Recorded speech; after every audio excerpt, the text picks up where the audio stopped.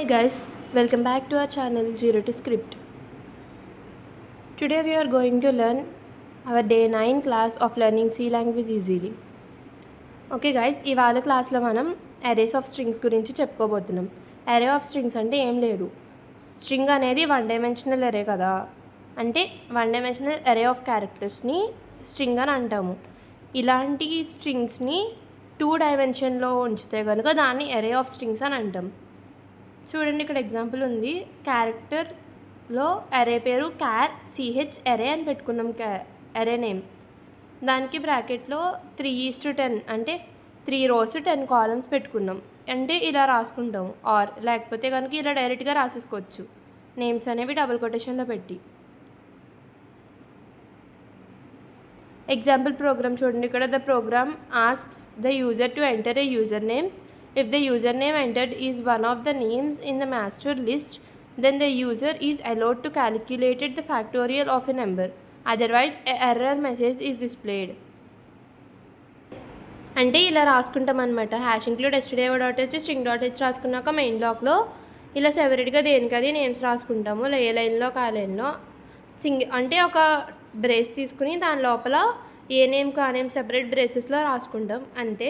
దీన్నే అరే of strings అని అంటాము. అంటే సింగిల్లోనే 1 2 3 4 5 స్ట్రింగ్స్ ఉన్నాయి ఒక ఎరోలోనే, అందుకని చెప్పి దీన్ని అరే ఆఫ్ స్ట్రింగ్స్ అని అంటాం. ఇక్కడితో అరే ఆఫ్ స్ట్రింగ్స్ కాన్సెప్ట్ కూడా కంప్లీట్ అయిపోయింది మనకి. And the next topic is functions. Functions means the self contained block or collection of statements. Functions అంటే కలెక్షన్ ఆఫ్ స్టేట్మెంట్స్ అని అర్థం. వీటిలో మనకి 2 టైప్స్ ఉంటాయి, called function, calling function. Called function syntax వచ్చేసరికి రిటర్న్ టైప్, ఫంక్షన్ నేమ్, బ్రాకెట్లో type parameter 1, type parameter 2 and up to so on. కింద open brace చేసుకుని ఫంక్షన్ రాసుకుంటాం, రిటర్న్ వాల్యూ అని పెడతాం, క్లోజ్ చేస్తాం. అదే కాలింగ్ ఫంక్షన్ అంటే కనుక ఫంక్షన్ నేమ్, పారామీటర్ 1, పారామీటర్ 2 అవి ఫార్మల్ పారామీటర్స్ పైనవి, ఇవి actual parameters. Next functions are defined into 2 types, pre defined functions and user defined functions. Pre defined functions like అంటే printf, scanf, get put gets, puts ఇవన్నీ already సిస్టంలో మనకి define అయిపోయి ఉన్నాయి. C లాంగ్వేజ్లో అవి ఎక్కడ యూస్ చేసినా సరే stdio.h అనే హెడర్ ఫైల్ ఇంక్లూడ్ చేసినప్పుడు ఇవి ఎక్కడ యూస్ చేసినా సరే ఆటోమేటిక్గా కాల్ అయిపోతాయి అవి, ఎందుకంటే అవి ప్రీ డిఫైన్డ్ ఆల్రెడీ డిఫైన్ చేసిన ఫంక్షన్స్ కాబట్టి. అండ్ నెక్స్ట్ ఇది user defined functions. User defined ఫంక్షన్స్లో 4 types ఉంటాయి.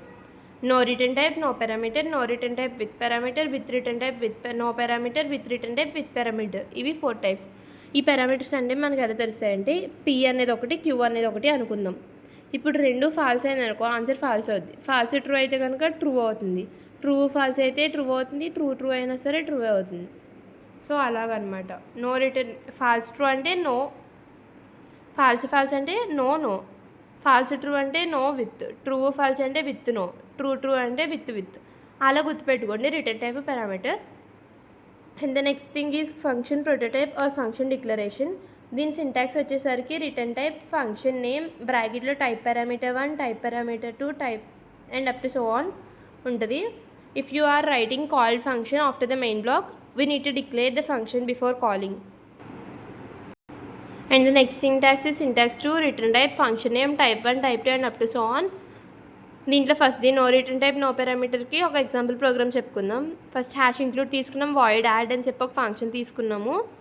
తర్వాత ఇంటిమైన్ అని దీంట్లో పారామీటర్స్ పాస్ చేయలేదు, రిటర్న్ టైప్ పాస్ చేయలేదు, ఏమీ లేదు. దీని లోపలికి వచ్చాక ఫంక్షన్ యాడ్ అని చెప్పి ఫంక్షన్ కాల్ చేస్తాం. ఇది పైకి వెళ్తుంది, ఫంక్షన్ యాడ్ అని చెప్పి ఫంక్షన్ కాల్ చేస్తాం. కింద చూడండి వాయిడ్ యాడ్ అని ఒక ఫంక్షన్ ఉంది, దీంట్లో ఆల్రెడీ ఉన్నాయి పారామీటర్స్, ఇక్కడ ఇచ్చేసారు ఆల్రెడీ కాబట్టి మనం పాస్ చేయక్కర్లా. రిటర్న్ టైప్ కూడా ఇక్కడ ఇచ్చేసారు కాబట్టి మనం పాస్ చేయక్కర్లా. So no function, no parameter, no return type అనమాట. ఇది no return type with parameter. అంటే ఇక్కడ చూడండి మనకి వాయిడ్ యాడ్ పక్కన పారామీటర్స్ అనేవి ఇచ్చాం మనం, ఇంటిజర్ టైప్ అని చెప్పి ఇదిగో ఏబి అని చెప్పి ఆ పారామీటర్స్ ఇచ్చాము. రిటర్న్ టైప్ అంటారు ఇంట్లో ఉంది కాబట్టి ఫంక్షన్లో రిటర్న్ టైప్ కాల్ చేయం మనం. నెక్స్ట్ ఇది వచ్చేసరికి with return type, no parameters. దీంట్లో మనం యాడ్ ఫంక్షన్లో ఇక్కడ ఫంక్షన్ లోపల పారామీటర్ ఇవ్వలేదు కానీ ఇక్కడ రిటర్న్ టైప్ అనేది మెన్షన్ చేసాం. Next with return type with పారామీటర్స్లో ఇక్కడ పారామీటర్స్ పాస్ చేసాము అండ్ ఇక్కడ ఫంక్షన్లో మనం రిటర్న్ టైప్ అనేది కూడా రాసాము.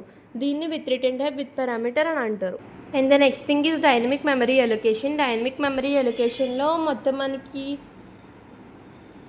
కొన్ని టైప్స్ ఉంటాయి. ఎంఎల్లోక్, సిఎల్లోక్, రియల్లోక్, ఫ్రీ అని చెప్పి మొత్తం 4 టైప్స్ ఆఫ్ ఫంక్షన్స్ అనేవి ఉంటాయి.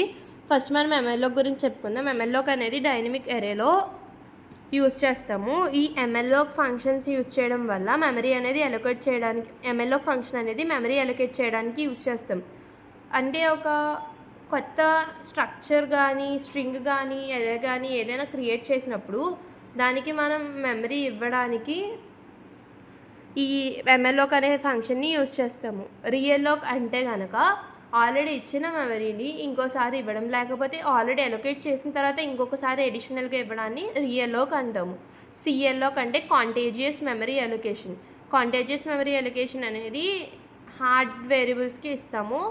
And next last type is free. Free అనేది యూజ్ చేస్తే అక్కడ ఎరే డిలీట్ అవ్వడానికి యూజ్ చేస్తాము. ఫస్ట్ ఎంఎల్లోక్లో ఇక్కడ ఎగ్జాంపుల్ ప్రోగ్రామ్ ఉంది, చూద్దాం. #include stdio.h, #include stdlib.h అంటే లైబ్రరీ యూజ్ చేసాం దీంట్లో, బికాజ్ ఇట్స్ అరే.